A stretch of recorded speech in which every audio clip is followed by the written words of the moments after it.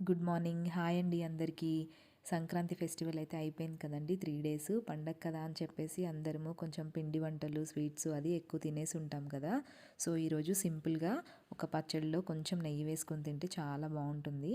ఇంకా వంకాయ, నువ్వులు, కొత్తిమీర కలిపి చేస్తున్నా అండి చట్నీ. చాలా బావుంటుంది టేస్ట్ అయితే.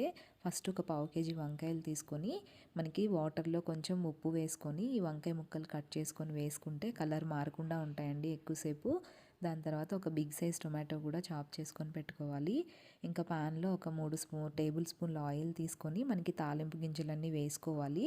ఎందుకంటే ఇంకా మనం సపరేట్‌గా తాలింపు ఏమి చేసుకోమండి దీనికి.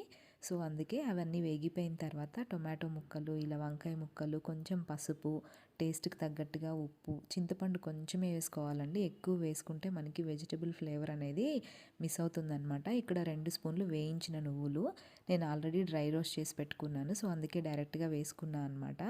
నెక్స్ట్ వచ్చేసి ఇక్కడ మనం ఆయిల్‌లో వేసుకోకుండా ఇలా ముక్కల్లో వేసుకుంటే చిటపటలాడి చిందిపోకుండా ఉంటుందండి స్టవ్ అంతా నువ్వులు వేసుకున్నప్పుడు.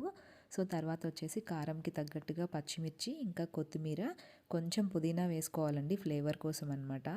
ఇంకా ఈ మిక్చర్ అంతా ఒక 10 నిమిషాలు మధ్య మధ్యలో కలుపుకుంటూ చక్కగా ఉడికించుకోవాలన్నమాట.